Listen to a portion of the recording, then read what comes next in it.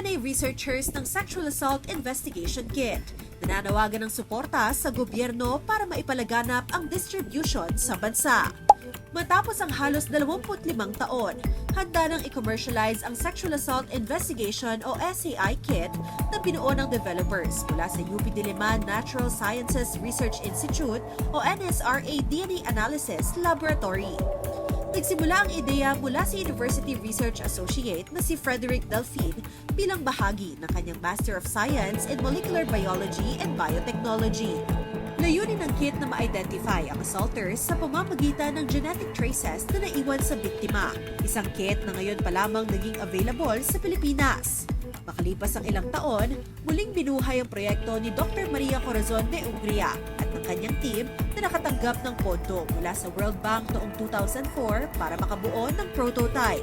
I would like to commend you and your team po for this project. Dati napapanood ko lang po ito sa mga movies po sa ibang bansa. No? It's good to know na meron na po tayo nito sa Pilipinas. Maybe you can tell us more about this. Ano po ba yung naging inspiration ninyo behind this? We realized there during the preliminary work was that DNA could not be done because of the absence of biological samples collected within a time frame post-contact. Teka muna, bakit hindi na itatago ang mga sample from the victim? And in our discovery period, we realized that less samples stored because we didn't have the tool that were used in other countries. Ano nga ba ang laman ng kit? Paliwanag ni Dr. De Ungria, mayroon itong mga tool at document na mahalaga sa DNA testing. Una, ang swabs para sa collection ng samples mula sa pasyente. Sa bawat kit, may set A at set B ng samples, isang kopya para sa lab at isa naman para sa collecting agency. Mayroon din itong instruction manual na gagabay sa mga doktor sa tamang proseso ng pagkolekta ng samples. Kung anong uri ng samples ang kailangan, paano ang chain of custody, at forms para sa maayos na interview ng pasyente upang makuha ang kanilang narrative at consent.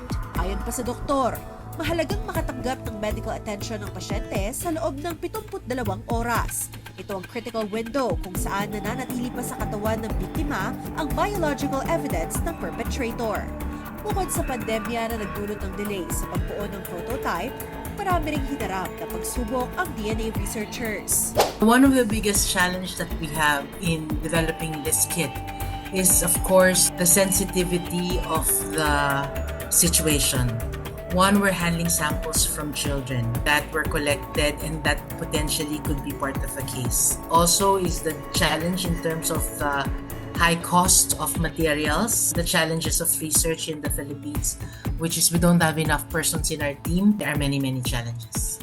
Sa ngayon, mayroon ng 2,000 kits na naproduce mula sa pondo ng The Church of Jesus Christ of Latter-day Saints. Layunin nitong ipamigay ng libre sa mga nangangailangan ng kit mula sa Child Protection Unit at iba't ibang ospital sa bansa.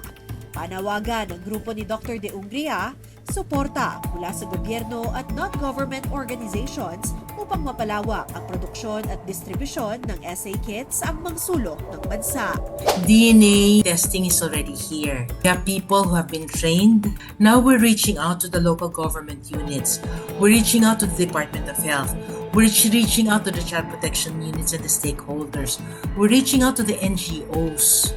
Let's work together.